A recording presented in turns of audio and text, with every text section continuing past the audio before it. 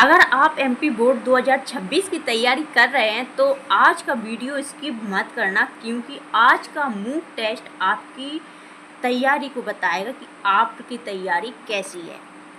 और मैं चैलेंज करती हूँ कि मैंने जो क्वेश्चन आपको दिए उसमें से 10 क्वेश्चन में से अगर आपने 8+ भी कर लिए तो आपकी तैयारी टॉपर लेवल की हो जाएगी।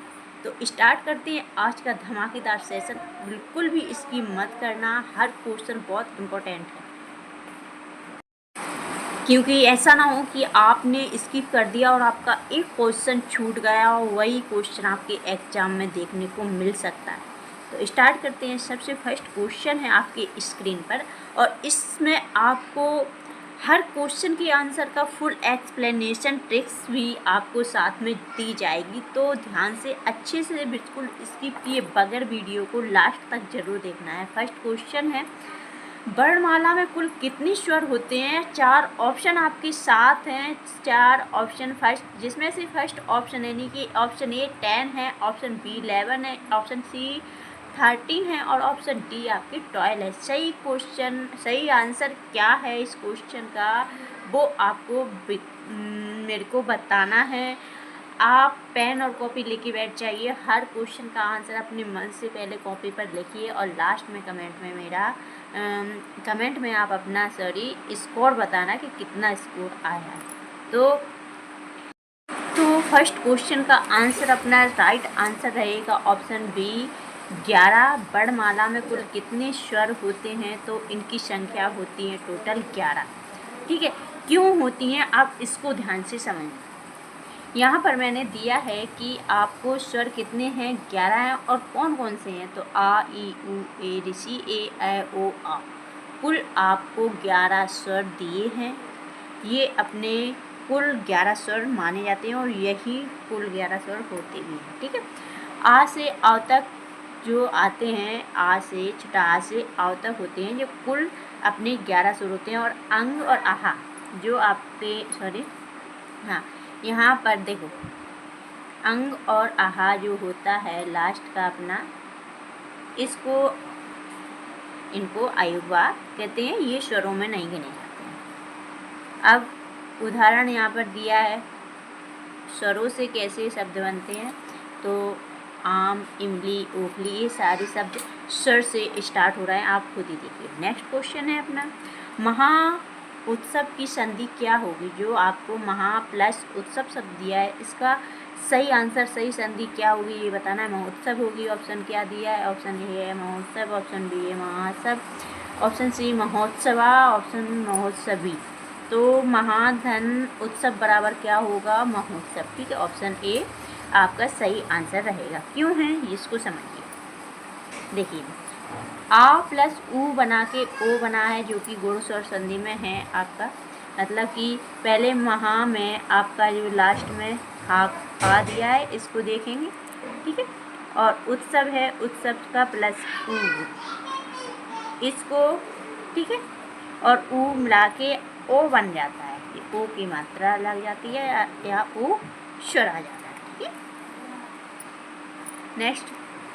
नेक्स्ट क्वेश्चन है, राजपुत्र कौन सा समास है? 4 ऑप्शन है, कर्मधारय समास, तत्पुरुष समास, द्वंद्व समास, द्विगु समास।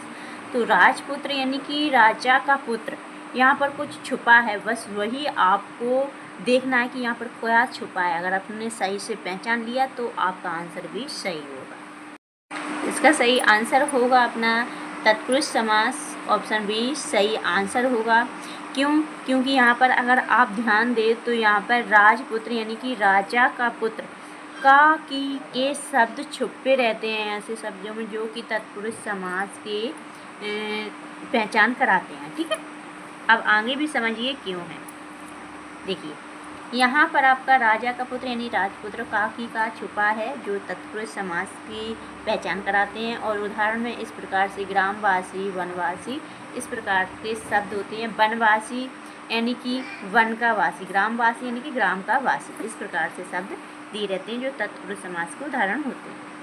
नेक्स्ट क्वेश्चन है, सीता कौन सी संज्ञा है? जातिवाचक, भाववाचक, व्यक्तिवाचक या समूहवाचक? तो सीता कौन सी संज्ञा है? तो सीता एक व्यक्तिवाचक संज्ञा है। ठीक, क्योंकि सीता किसी का नाम है, लड़की। तो यहाँ पर सही आंसर रहेगा अपना, ठीक है, सही करेक्ट आंसर क्या रहेगा, सी ऑप्शन सही रहेगा अपना। यहाँ पर व्यक्तिवाचक संज्ञा क्यों है इसको ध्यान से समझना, जो मैं एक्सप्लेन करती हूँ उसको ध्यान से समझा करो, जिससे आपका टॉपिक भी समझ में आ जाता है, कवर भी होता जाता है। तो किसी विशेष व्यक्ति का नाम व्यक्तिवाचक संज्ञा कहलाती है। स्पेशल नाम है, सीता स्पेशल है, किसमें स्थान भी कोई स्पेशल स्थान का नाम हो तो वो सारे व्यक्तिवाचक संज्ञा में आ जाते हैं, जैसे राम, भारत, भोपाल, इस प्रकार से। जैसे कि भारत एक है, ठीक है, तो यहाँ पर स्पेशल वर्ड दिया गया है। नेक्स्ट क्वेश्चन है, हम कौन सा सर्वनाम है, पुरुषवाचक सर्वनाम, निजवाचक और निश्चयवाचक या आपका प्रश्नवाचक सर्वनाम। तो हम एक पुरुषवाचक सर्वनाम है, ठीक है, तो ऑप्शन ए सही आंसर होगा। क्यों है इसको समझिए। तो अब समझते हैं ये पुरुषवाचक सर्वनाम क्यों। तो जो बोलने वाले का बोध कराया हुआ पुरुषवाचक सर्वनाम होता है। मैं, हम, तुम, ये सारे शब्द क्या हैं, अपना पुरुषवाचक सर्वनाम है, क्योंकि ये बोलने यानी कि क्या बोलते हैं, किसी के बोलने वाले का बोध कराते हैं कि ये बोल रहा है, ठीक है। उदाहरण, मैं स्कूल जाता हूँ, तो यहाँ पर मैं ये कह रहा है कि मैं स्कूल जाता हूँ, तो मैं खुद कह रहा है कि स्कूल कौन जाता है, मैं, ठीक है। इस प्रकार से जो बोलने वाले का मतलब बोध कराए हुआ है अपना पुरुषवाचक सर्वनाम होता है। नेक्स्ट क्वेश्चन है अपना, ईमानदार में कौन सा प्रत्यय है। तो इसमें ऑप्शन ए मान, ऑप्शन बी दार, ऑप्शन ईम और दा, 4 ऑप्शन है। इसका सही आंसर क्या होगा, देखिए यहाँ पर मूल शब्द अपना क्या है, ईमान। मूल शब्द अपना ईमान है और लास्ट में यहाँ पर दार शब्द लगा है। तो प्रत्यय क्या है, लास्ट में अंत में जोड़ा जाता है, उसको प्रत्यय कहते हैं। जो शब्द अंत में जोड़े और पहले जोड़ते हैं उसको उपसर्ग कहते हैं। तो यहाँ पर दार शब्द लास्ट में जुड़ा है, अंत में जुड़ा है, तो वह प्रत्यय होगा। तो सही आंसर अपना बी ऑप्शन सही होगा। अब क्यों है ये भी समझ लीजिए। देखिए, ईमानदार यानी कि ईमान प्लस दार शब्द से जो है अंत में जुड़ता है प्रत्यय, और जिम्मेदार, किराएदार, इस प्रकार के शब्द ईमानदार, जिम्मेदार, किराएदार, यहाँ पे दार प्रत्यय लगा हुआ है। नेक्स्ट क्वेश्चन है, पढ़ाई में कौन सी संज्ञा है यह बताना है। तो पढ़ाई में कौन सी संज्ञा, व्यक्तिवाचक, जातिवाचक, भाववाचक या फिर समूहवाचक। पढ़ाई शब्द में कौन सी संज्ञा है यह बताना। पढ़ाई में कौन सी संज्ञा है, व्यक्तिवाचक, जातिवाचक, भाववाचक या समूहवाचक। तो पढ़ाई में अपनी भाववाचक संज्ञा है। क्यों है यह समझिए। क्वेश्चन नंबर 8 है, प्रतिदिन में कौन सा समास है। फर्स्ट तत्पुरुष समास, ऑप्शन बी है अव्ययीय समास, ऑप्शन सी है द्विगु समास, ऑप्शन डी है कर्मधारय समास। तो प्रतिदिन में अपना अव्ययीय समास, ऑप्शन बी सही आंसर होगा। क्यों है इसको भी समझ लीजिए। तो जिस समास में पहला पद प्रधान होता है अव्ययीभाव समास होता है। इसमें प्रतिदिन यानी कि प्रतिधन दिन। इसमें और भी उदाहरण के लिए और भी सारे शब्द आते हैं, जैसे कि यथाशक्ति, भरपेट, इस प्रकार से जहाँ शब्द आते हैं तो अव्ययीभाव समास होता है। नेक्स्ट क्वेश्चन है, अच्छा लड़का में अच्छा क्या है। जो अच्छा शब्द दिया है वह क्या है, क्रिया है, विशेषण है, संज्ञा है या फिर सर्वनाम है। तो अच्छा लड़का में जो अच्छा शब्द दिया है वह अपना विशेषण है, क्योंकि मूल शब्द अपना लड़का है और यहाँ लड़का कैसा है उसकी विशेषता बता रहा है कि लड़का अच्छा है। तो अच्छा उसका विशेषता बता रहा है, नहीं विशेषण है, ठीक है। तो बी सही ऑप्शन रहेगा। क्यों है इसको भी समझ लीजिए। देखिए यहाँ पर जो संज्ञा की विशेषता बताए वह क्या होता है, विशेषण होता है, ठीक है, गुण बताता है।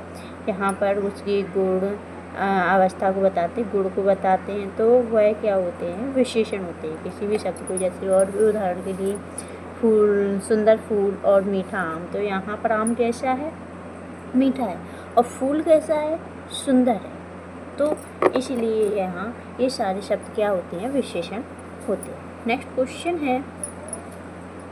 क्वेश्चन है मैं राम पुस्तक पढ़ता में क्रिया कौन सी है। तो राम पुस्तक पढ़ता या है। तो यहाँ पर राम पुस्तक पढ़ता है, कौन पुस्तक पढ़ता है, किताब को कौन पढ़ता है, राम पढ़ता है। तो यहाँ पर अपना मेन क्या है, पढ़ता है, ठीक है। कौन सी क्रिया है, रीड, यानी कि पढ़ना, यहाँ पर क्रिया लगाई गई है। क्यों है यहाँ पर इसको समझिए। जैसे कि यहाँ पर शब्द दिया है, जो कार्य का बोध कर रहा है वह क्या होती है, क्रिया। कार्य यानी कि काम को, जहाँ अपन को ये पता चले कि क्या काम हो रहा है, काम का अपन को पता चलता है जिस शब्द से, तो वह क्रिया होती है। ठीक है, तो यहाँ पर देखो जो दिए, जो कार्य का बोध करा है, कराने वाला शब्द है वह क्रिया होती है। ठीक है, और जो काम बताए वह भी क्रिया है। और खेलना, लिखना, पढ़ना, ये सारी शब्द क्या है, ये सारी क्रियाएं, एक्शन करना यानी क्रिया। ठीक है, अब आते हैं फाइनल रिवीजन सुपर ट्रिक्स के साथ। तो आपको पूरे चैप्टर को यहाँ पर ये समझा दिया है शॉर्ट में। कैसा, जैसे अगर किसी का नाम है तो नाम अगर दिया है तो नाम में क्या है, अपना संज्ञा होती है। अगर किसी का यहाँ पर नाम की जगह कोई शब्द दिया है वो उसको सर्वनाम कहते हैं। गुण बताए किसी का उसको विशेषण कहते हैं। और जो काम बताए उसको क्या कहते हैं, क्रिया कहते हैं। और जो गुण आ ई इस प्रकार से रहे तो उसको गुण संधि कहते हैं। और का की के ये क्या है, तत्पुरुष समास है। का की का शब्द छुपे हों तो वहाँ पर तत्पुरुष समास होता है। ठीक है, अब नेक्स्ट और है यहाँ पर और दिया है पहला पद जहाँ पर प्रधान होता है वह अव्ययीभाव समास होता है। और यहाँ पर विशेष और विशेषण और विशेष के बारे में बताया जाए वह है अपना कर्मधारय समास होता है। और दिखाई ना दे, महसूस हो, वह अव्ययीभाव समास होता है। ठीक है, तो अगर आपको वीडियो पसंद आया हो, आज की क्लास अच्छी लगी हो तो वीडियो को लाइक करना, चैनल को सब्सक्राइब करना, बेल आइकन पर प्रेस करना। और अगर आपने 10 में से 8 क्वेश्चन भी सही कर लिए हैं तो आज आपको बता दूं कि आपकी तैयारी एग्ज़ाम के लिए आप रेडी हैं। ठीक है, मिलते हैं नेक्स्ट सीरीज के साथ, देखना मत भूलना।